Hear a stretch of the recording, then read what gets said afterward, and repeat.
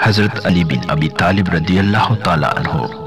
حضور اقدس صلی اللہ علیہ وآلہ وسلم کی خدمت میں حاضر ہوئے تو حضور صلی اللہ علیہ وآلہ وسلم اور حضرت خدیجہ رضی اللہ تعالی عنہ دونوں نماز پڑھ رہے تھے۔ تو حضرت علی رضی اللہ تعالی عنہ نے پوچھا، اے محمد یہ کیا ہے؟ حضور صلی اللہ علیہ وآلہ وسلم نے فرمایا، یہ اللہ کا وہ دین ہے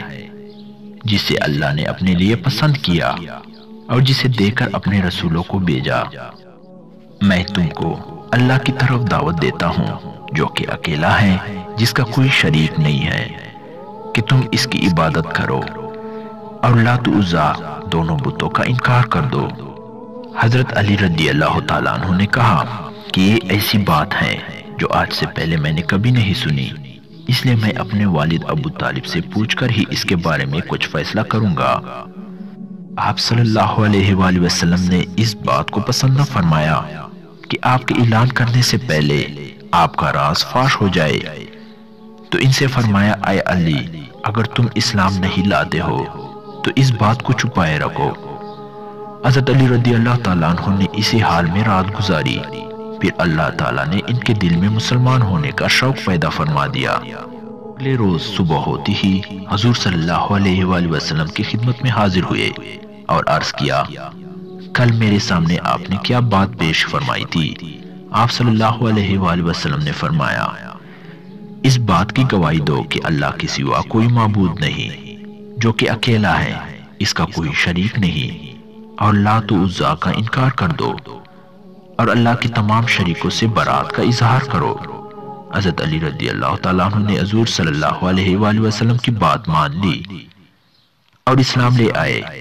اور ابو طالب کے ڈر سے آپ صلی اللہ علیہ وآلہ وسلم کے پاس چپ چپ کر آتے رہے اور اپنے اسلام کو چھپائے رکھا، بالکل ظاہر نہ ہونے دیا۔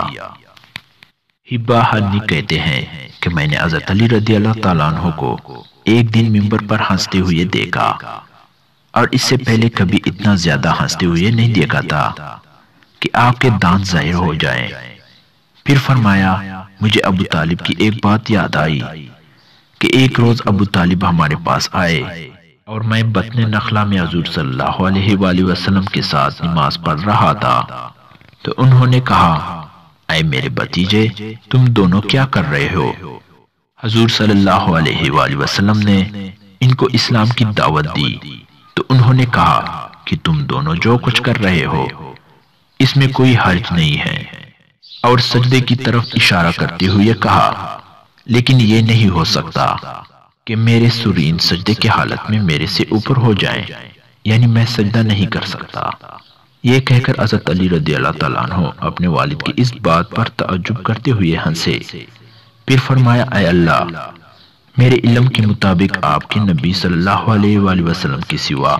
اس امت میں سے کسی بندے نے میرے سے پہلے آپ کی عبادت نہیں کی ہے۔ یہ بات 3 دفعہ کہی اور فرمایا، میں نے تمام لوگوں سے 7 سال پہلے نماز پڑھنی شروع کر دی تھی۔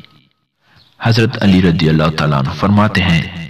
جب رسول اللہ صلی اللہ علیہ وآلہ وسلم ہجرت فرما کر مدینہ تشریف لے جانے لگے تو آپ نے مجھ سے فرمایا کہ میں آپ کے بعد ٹھہر کر لوگوں کی جو امانتیں حضور صلی اللہ علیہ وآلہ وسلم کے پاس تھیں وہ لوگوں کو پہنچا دوں، چونکہ لوگ آپ کے پاس امانت رکھواتے تھے، اسی وجہ سے آپ کو امین کہا جاتا تھا۔ میں آپ کے بعد 3 دن وہیں رہا،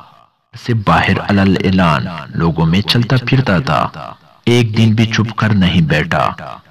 پھر میں مکہ سے نکل کر حضور صلی اللہ علیہ وآلہ وسلم والے راستے پر چل دیا، یہاں تک جب بنو عمرو بن عوف کے ہاں پہنچا تو حضور صلی اللہ علیہ وآلہ وسلم ابھی وہاں ہی قیام پذیر تھے۔ سوم بن حدم کے ہاں ٹھہرا اور حضور صلی اللہ علیہ وآلہ وسلم بھی وہاں ہی ٹھہرے ہوئے تھے۔